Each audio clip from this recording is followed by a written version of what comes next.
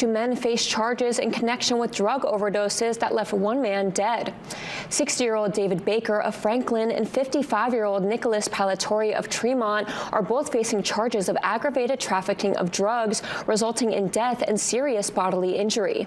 Back in January of 2024, officials tell us two men were found unresponsive inside a residence in Tremont, according to the Hancock County Sheriff's Office. Police say one of the victims died as a result. Authorities add after a year-and-a-half investigation, arrest warrants were issued for Baker and Palatori. Both men were in court Wednesday, where bail was set at $15,000 each.